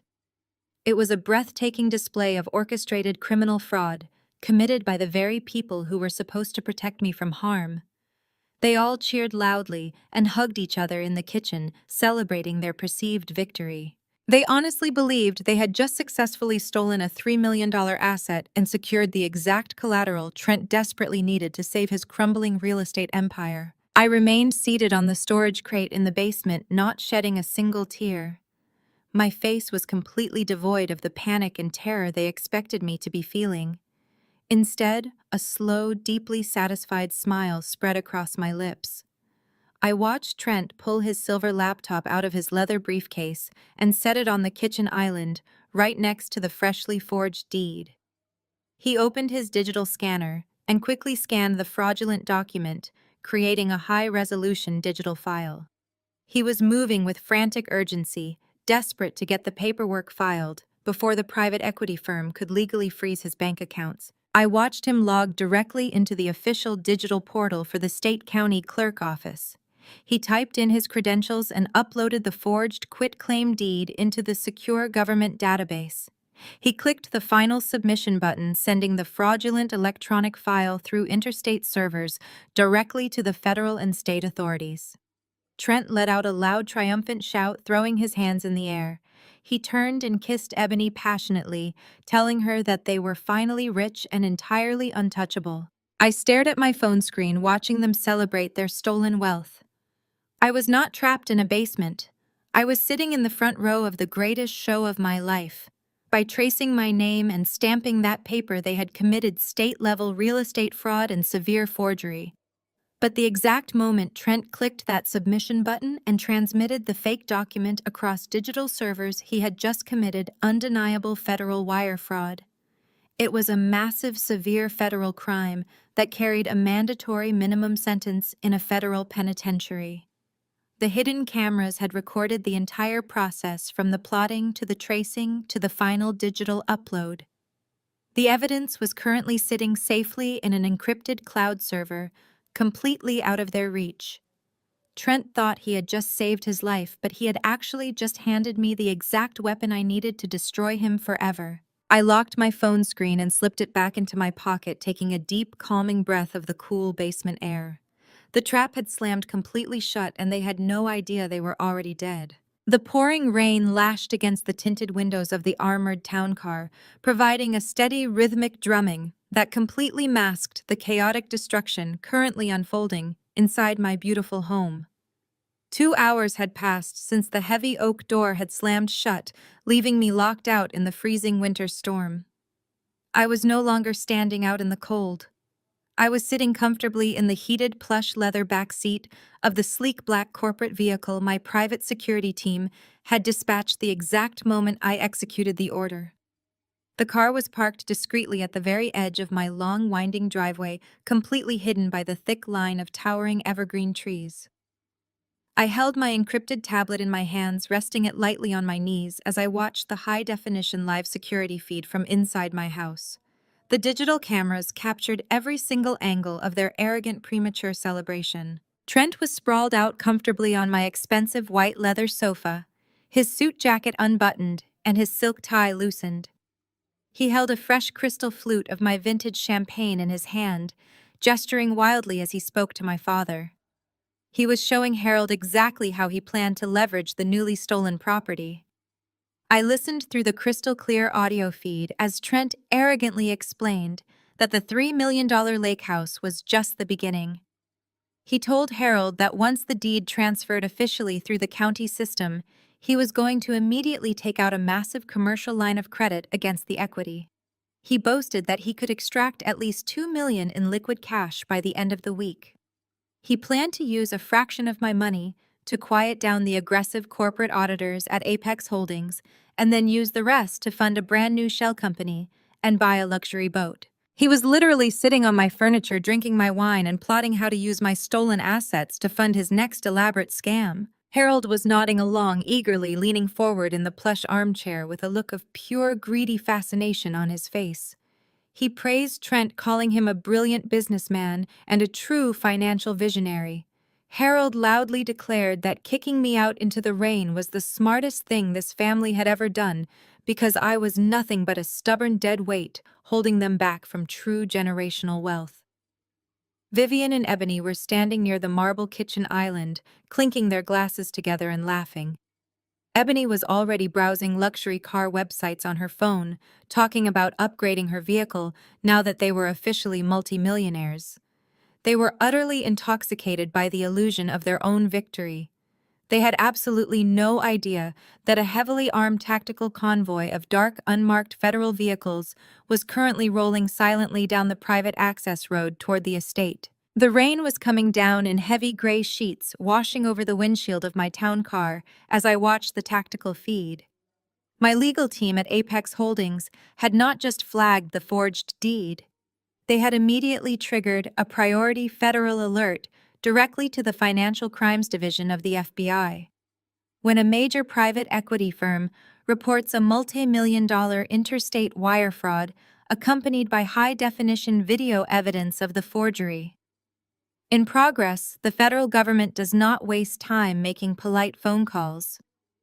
They send a tactical strike team. The sudden breach was absolutely deafening. A loud explosive crash echoed through the entire house, violently shaking the camera feeds on my tablet. The massive solid oak front door that Trent had so confidently locked behind me was violently kicked open with such extreme force that the heavy metal deadbolt completely sheared off the wooden doorframe. The door smashed against the interior drywall, sending a thick shower of white plaster dust floating into the grand foyer. Vivian let out a blood-curdling scream, dropping her crystal champagne flute. The glass shattered into 100 jagged pieces across the kitchen tile, perfectly mirroring the sudden immediate destruction of their wealthy fantasy. A dozen heavily armed federal agents swarmed rapidly into the house. They wore dark tactical windbreakers, with the bright yellow letters FBI printed boldly across their backs. Their heavy, wet boots pounded against my pristine hardwood floors, tracking mud and freezing rain directly into the sanctuary my family had just violently tried to steal. They moved with terrifying calculated precision, fanning out across the main living area and shouting clear, authoritative commands. Trent jumped up from the white leather sofa, spilling champagne all over his expensive suit pants. The arrogant confidence that had fueled his entire morning completely vanished, but his deeply ingrained corporate privilege immediately took over. He did not freeze, and he did not put his hands in the air. Instead, he puffed out his chest and marched aggressively toward the lead federal agent. Trent raised his voice, adopting the condescending, impatient tone of a wealthy white man who was entirely accustomed to putting working-class people in their place. He demanded to know what the hell they thought they were doing breaking into his private estate.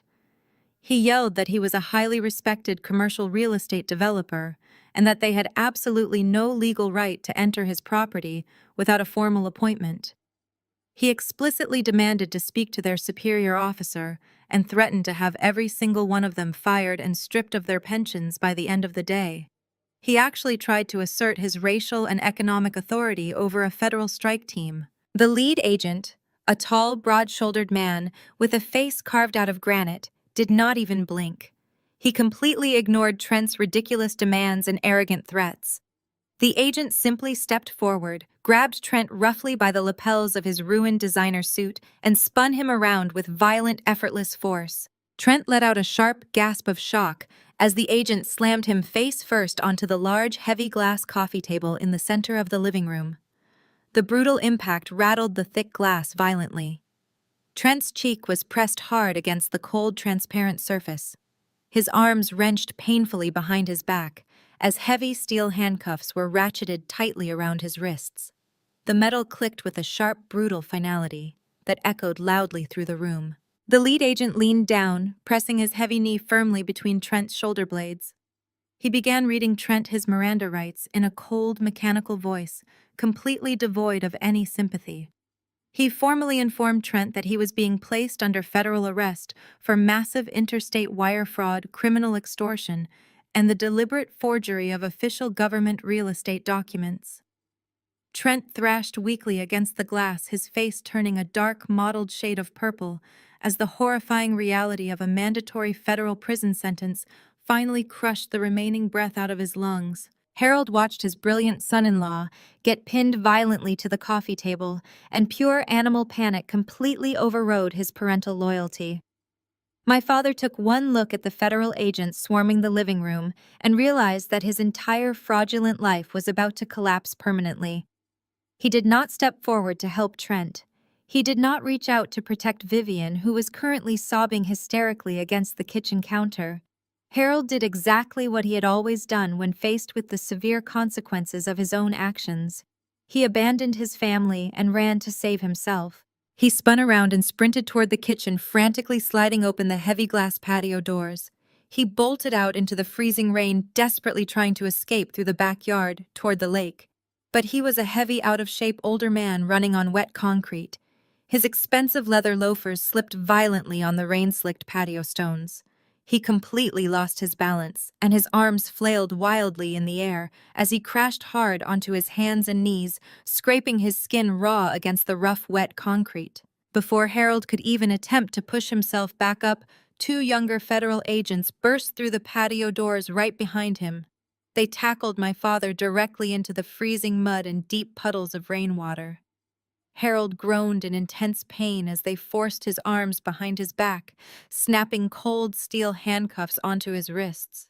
He lay shivering in the cold rain, his clothes completely soaked through and ruined. One of the agents knelt beside him in the mud and loudly informed Harold that he was being formally charged with criminal conspiracy to commit real estate fraud and actively participating in the forgery of federal financial documents. The agent told my father that his specific involvement in the elaborate extortion plot carried a guaranteed felony conviction. Harold pressed his face against the wet concrete and began to sob uncontrollably, crying the exact same pathetic, terrified tears he had cried 10 years ago when I saved him from his massive tax fraud charges. But this time I was completely gone, and I was not going to save him. Back inside the kitchen, Ebony was completely losing her mind. She stood in the center of the room, her cashmere sweater trembling as she shrieked at the top of her lungs. She demanded to know what was going on and why her husband was being treated like a common violent criminal. She pointed her finger aggressively at the lead agent and loudly stated that they were wealthy, prominent homeowners and that this entire raid was a massive illegal mistake. She screamed that they had just finalized the legal paperwork this morning and that they were the rightful legal owners of the $3 million estate.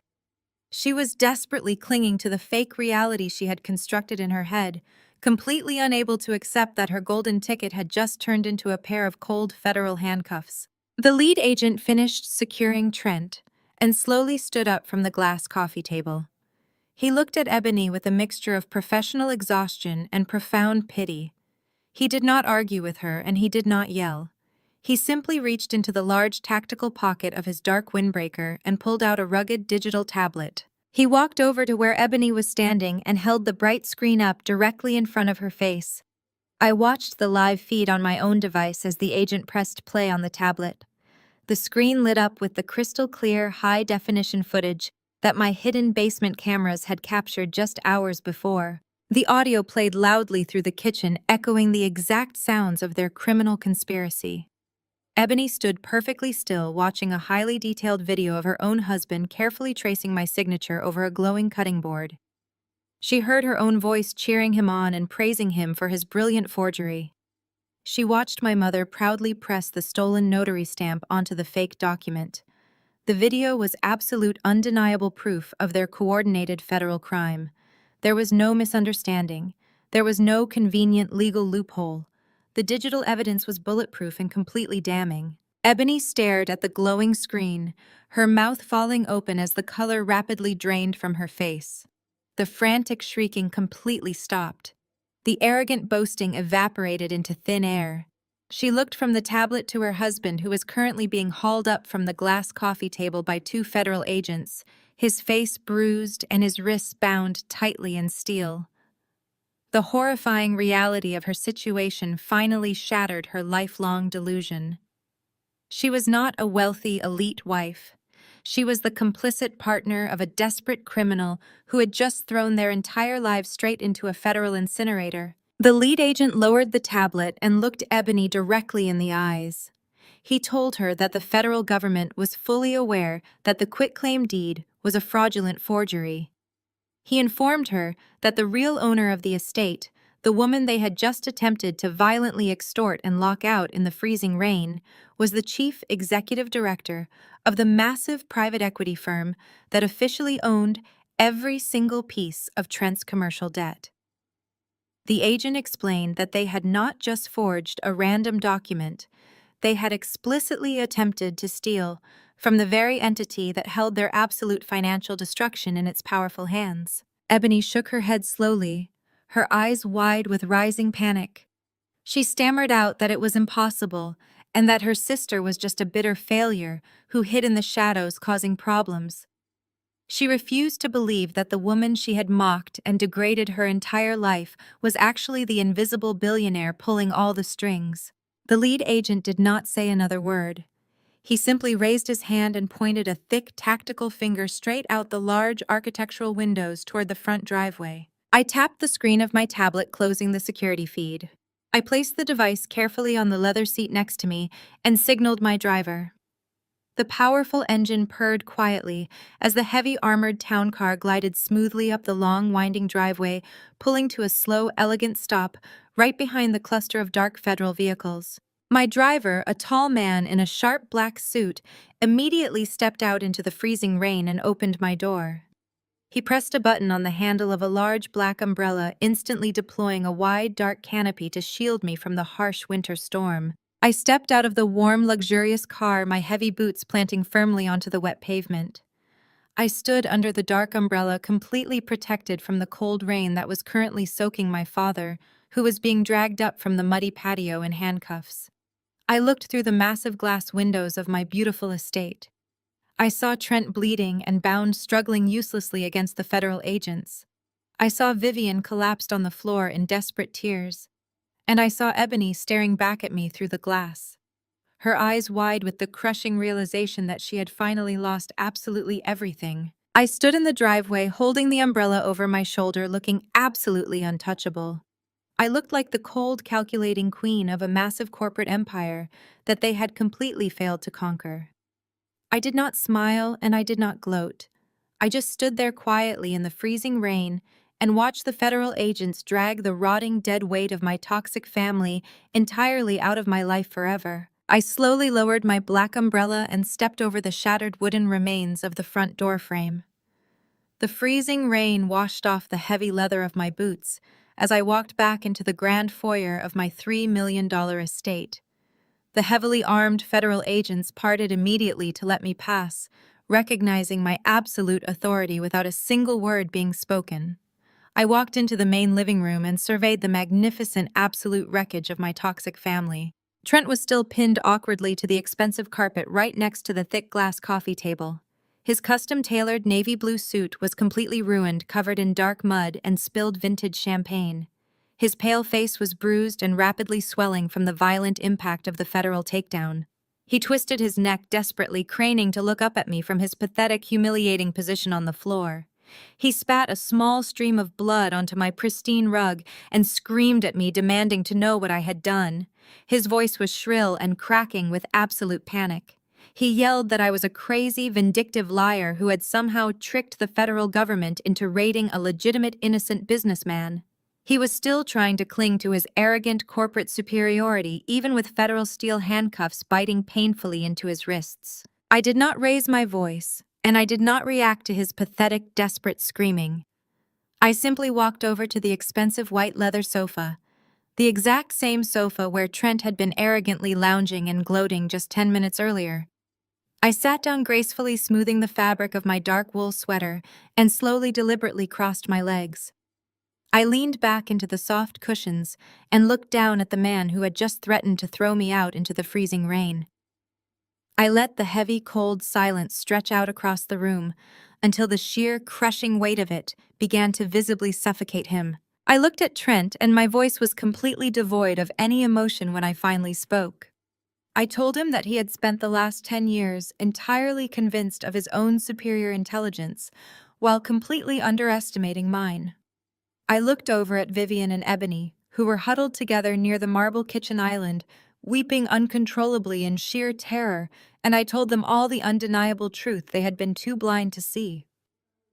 I reminded my mother and my sister of how they had cruelly mocked me when I left my first university, claiming loudly to all their friends that I was a worthless, pathetic college dropout who simply could not handle the academic pressure. I kept my eyes locked on Trent's bruised face and told them I never dropped out of anything. I explained that I had secretly transferred to a highly elite accelerated forensic accounting program in Europe. I told them I spent years meticulously studying international corporate law and advanced financial fraud tactics while they were busy spending my father's stolen money and throwing lavish, meaningless country club parties. I told them I had spent the last decade working in complete secrecy, building a massive international auditing empire entirely from the ground up.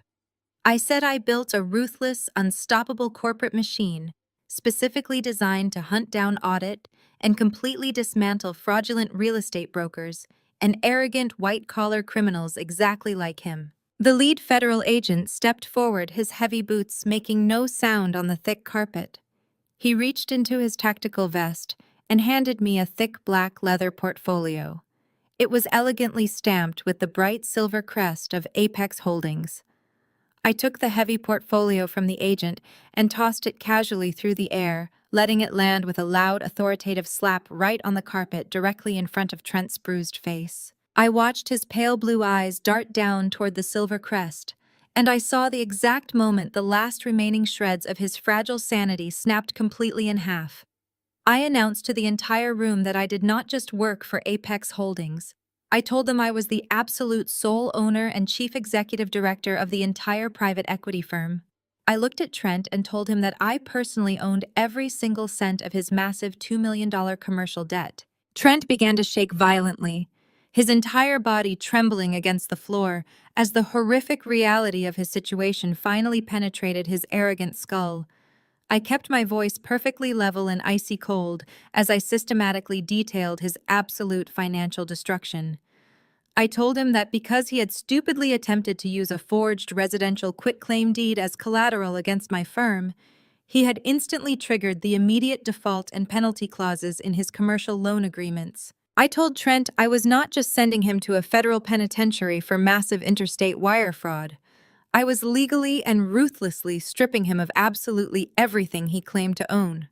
I looked him dead in his terrified pale eyes and told him my corporate legal team was currently executing the total seizure of all his remaining business assets. I said they were taking his luxury cars, freezing his personal bank accounts, and dismantling his hidden offshore trusts. I informed him that his professional real estate licenses were already suspended and would be permanently revoked by the state board before the sun came up tomorrow morning. I told him he was going to walk into a federal prison cell as a completely penniless fraud with no corporate legacy, no societal status, and absolutely no future. Trent let out a ragged, broken sob, burying his bruised face into my carpet as the undeniable reality of his total annihilation washed over him. He was a completely broken man, entirely stripped of the unearned privilege and power he had used to terrorize my family. Ebony let out a high-pitched, piercing wail of pure agony, covering her ears with her hands, as if trying to physically block out the devastating truth of her new crushing poverty. She realized that the wealthy, elite lifestyle she had worshipped and flaunted was gone forever, and she was legally bound to a convicted federal felon. Then I heard the sickening sound of hands and knees dragging heavily across the floor. I looked past Trent's sobbing form and saw Vivian moving desperately toward me. My mother, the woman who had spent my entire life telling me I was a worthless, unlovable disappointment, dropped heavily to her knees on the cold kitchen tile. She completely ignored the armed federal agents standing rigidly around her and began crawling across the living room floor, dragging her expensive designer dress through the spilled vintage champagne and the shattered glass from her broken flute. Vivian stopped right at the edge of my white leather sofa. She reached out with trembling, frantic hands, desperately trying to grab the fabric of my pants, but a federal agent immediately stepped forward and physically blocked her reach. She looked up at me with dark eyes swimming in terrified tears. The perfectly contoured makeup on her face was completely ruined, running in dark, ugly streaks down her cheeks. All of her arrogant matriarchal superiority had completely vanished, leaving behind nothing but a pathetic, terrified shell of a woman who finally realized she had no power left. She begged me to call off my corporate lawyers and drop the federal charges against my father. She pointed a shaking finger toward the shattered patio doors, where Harold was still lying face down in the freezing rain and deep freezing mud surrounded by armed tactical officers. She cried out in a hoarse, broken voice that Harold was an old, fragile man with high blood pressure and a weak, failing heart. She sobbed uncontrollably, claiming that he would absolutely never survive a mandatory 10-year sentence in a harsh federal penitentiary. Vivian pleaded with me using every manipulative emotional tactic she had ever learned. She claimed that family was supposed to forgive each other and that blood was thicker than any amount of money. She desperately argued that I had already proven my incredible point by destroying Trent and ruining his business. She begged me to show mercy to my own flesh and blood, saying that she would do absolutely anything I wanted if I just let her husband walk away from his crimes. I sat perfectly still on the comfortable white leather sofa, looking down at the weeping broken woman at my feet. I looked at the mother who had literally ripped my hair from my scalp just an hour ago to force me to sign away my only home. I looked at the tears ruining her expensive face and listened to her desperate, pathetic begging echoing through my living room. She wanted profound mercy from the exact same daughter she had treated like absolute garbage for 30 long, painful years. I took a slow, deep breath of the cool air drifting in from the broken front door. I looked down at the woman who gave birth to me, completely untouched by her theatrical tears, and prepared to deliver the final absolute blow that would shatter her arrogant world forever. I stepped out from under the dark canopy of the umbrella and walked slowly through the pouring rain toward the shattered remains of my front door. My private security driver stayed close behind me as I crossed the threshold back into the grand foyer of my estate. The heavily armed federal agents parted silently, creating a wide, clear path for me as I walked directly into the center of the living room. Vivian was still kneeling on the cold floor, her ruined designer dress soaking up the spilled champagne and the muddy footprints left by the tactical team. She looked up at me with desperate red-rimmed eyes, fully expecting to see the same obedient, subservient daughter she had relentlessly bullied and manipulated for 30 years. She clasped her hands together and crawled a few inches closer, stopping right at the edge of my heavy, wet boots. She begged me to call off the federal agents and save her husband from prison. She cried out that Harold was a sick, fragile old man who would surely die in a cold federal penitentiary. She sobbed that I was her daughter and that I absolutely owed her this one single act of mercy after everything she had sacrificed to raise me. She told me that a family must always protect each other, no matter what mistakes were made in the heat of the moment. She pleaded with me using every manipulative emotional tactic she had ever learned, claiming that blood was thicker than money, and that sending my own father to prison would destroy my soul. I looked down at the pathetic weeping woman and felt absolutely nothing. I did not feel pity, and I certainly did not feel guilt. I calmly sat down on the edge of my white leather sofa, crossing my legs and folding my hands in my lap. I told Vivian that she lost the right to use the word family a very long time ago.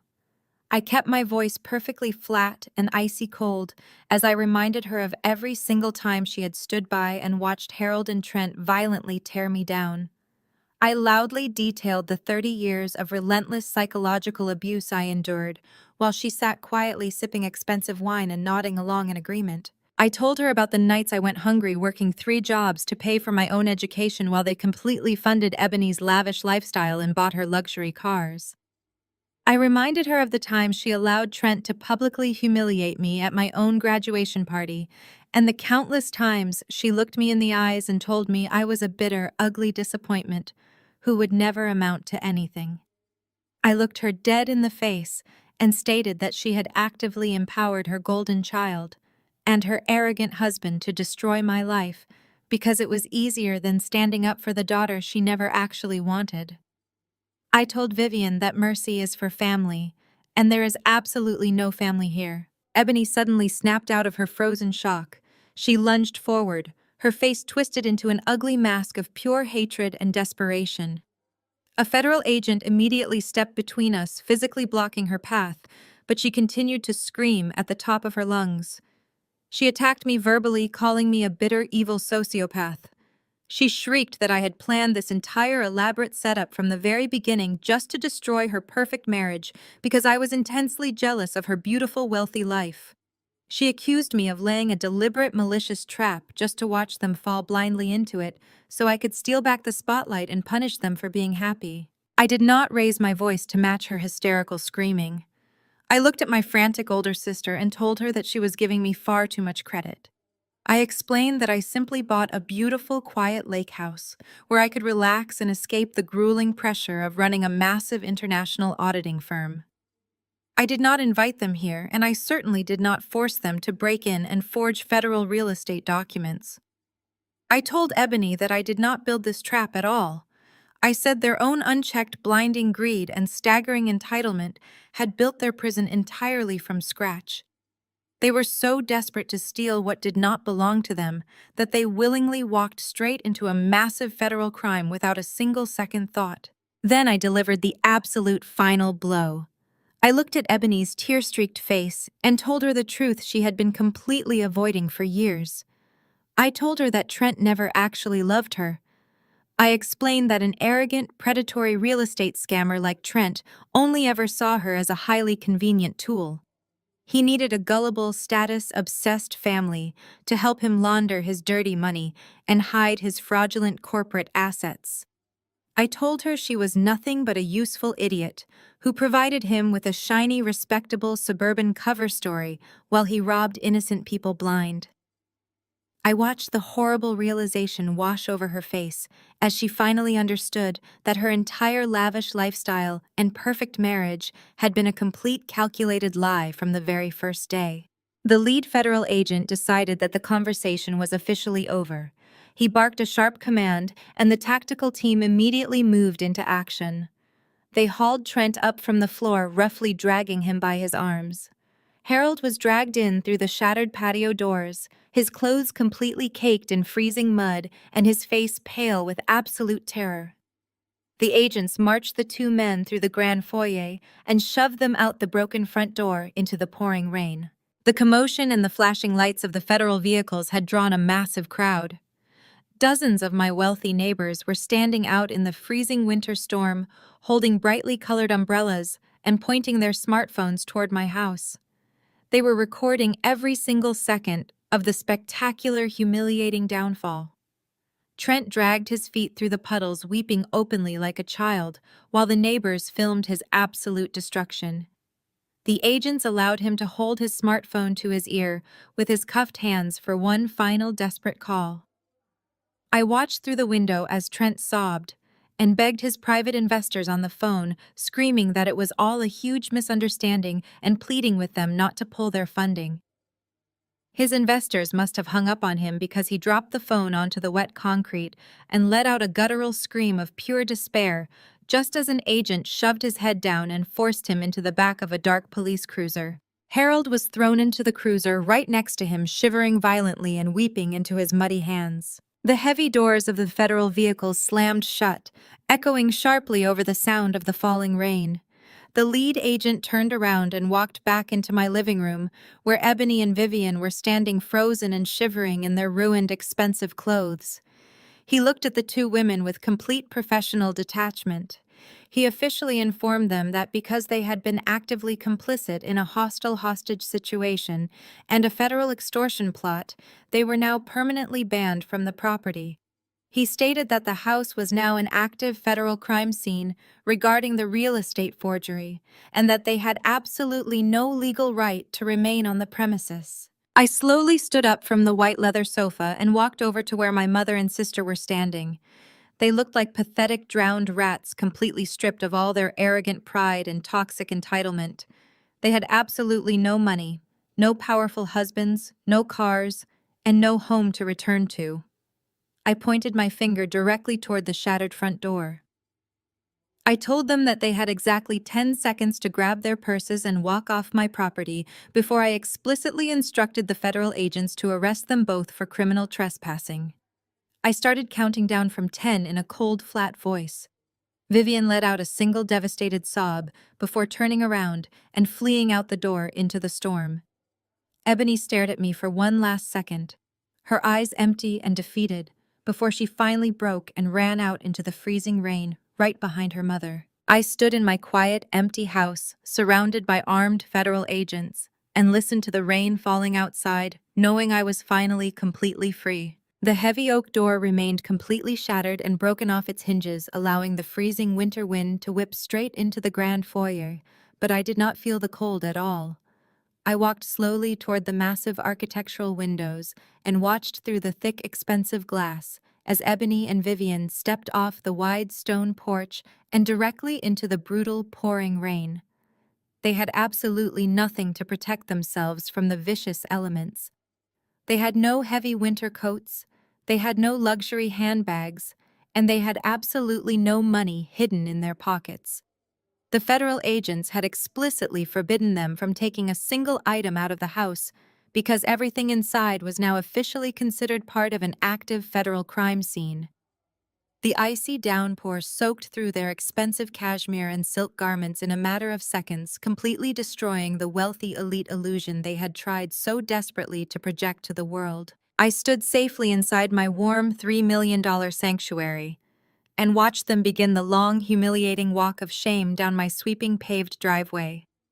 The distance from my front porch to the main private access road was incredibly long, and the rain was coming down in thick, blinding gray sheets. The tactical federal vehicles were still parked haphazardly across the wet asphalt, their bright red and blue emergency lights flashing aggressively through the storm. But the most devastating part of their walk was not the freezing rain or the federal agents. It was the massive crowd of wealthy, prominent neighbors who had gathered at the very edge of my property boundary. Dozens of elite homeowners holding massive golf umbrellas had come out of their mansions to see what the commotion was all about. They were standing shoulder to shoulder in the freezing rain, holding their smartphones high in the air and recording every single humiliating second of the scene. These were the exact same high society neighbors that Ebony and Vivian had been so desperately trying to impress for the last week. Now these people were staring at my mother and my sister with expressions of absolute, unadulterated disgust. The neighbors watched silently as Trent and Harold were hauled away in steel handcuffs like common violent criminals, and now they were watching the women of the family being physically expelled from the estate with absolutely nothing to their names. I saw Vivian stumble on the wet asphalt, her expensive designer heels slipping precariously in the deep puddles. She tried to lift her hands to cover her face and hide her ruined running makeup from the glowing camera lenses of the neighbors, but there was nowhere to hide. Ebony was wrapping her arms tightly around her own shivering torso, her head bowed low in absolute defeat as she trudged through the freezing mud that bordered the driveway. They were being publicly exposed as the shallow, greedy frauds they had always been, and the entire wealthy community was documenting their absolute destruction. I leaned my shoulder against the cold glass of the window and watched their pathetic, shrinking figures slowly disappear into the heavy gray mist of the winter storm. As they finally vanished from my sight, a profound and heavy silence settled over me. I stood in the quiet wreckage of my living room and felt my mind drift backward, pulling up painful memories from a lifetime ago. I thought back to the small, cramped house in the struggling, working-class neighborhood where I had spent my entire childhood. I remembered sitting alone on my cheap, narrow twin bed in my tiny bedroom, crying until my throat burned and my chest physically ached. I remembered staring at my bedroom ceiling in the dark, desperately begging the universe to tell me why I was never good enough for my own mother. I spent 30 years agonizing over what was fundamentally broken inside of me. I constantly wondered why Ebony received all the glowing praise, the warm affection, and the endless financial support, while I received absolutely nothing but cold disdain and cruel, unrelenting criticism. I had spent my entire youth completely twisting myself into knots, trying to earn a single drop of maternal love that was simply never going to come. But watching them shiver and stumble through the freezing rain today finally shattered that painful childhood illusion forever. The heavy burden of inadequacy completely lifted off my shoulders and evaporated into the cold winter air. I realized with absolute crystal clarity that their toxic behavior had absolutely nothing to do with my flaws. It was an elaborate, desperate projection of their own massive, ugly failures. They always knew I was smarter, stronger, and entirely self-sufficient. They hated me because my simple existence constantly exposed their own shallow, greedy incompetence. My mother despised me because I did not need a wealthy man to validate my existence or fund my life. My sister hated me because I possessed a genuine, authentic brilliance that could never be faked or bought with a stolen credit card. They abused me for 30 years because I was always fundamentally too good for them, and they were utterly terrified of the day I would finally realize my own staggering worth. I did not break under their cruelty. I used it as premium fuel to build a massive, untouchable corporate empire that eventually swallowed them whole. The next morning broke with a stunning, breathtaking clarity. The brutal, chaotic winter storm had completely passed through the region during the night, washing the entire world clean.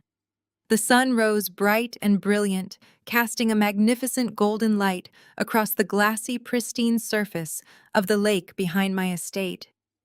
The sky was an endless, vibrant shade of pale blue, completely devoid of any dark, lingering clouds. I was awake long before the dawn, feeling an incredible surge of fresh, vibrant energy pumping through my veins. At exactly 7 o'clock in the morning, a convoy of pristine white commercial vans pulled up my long driveway.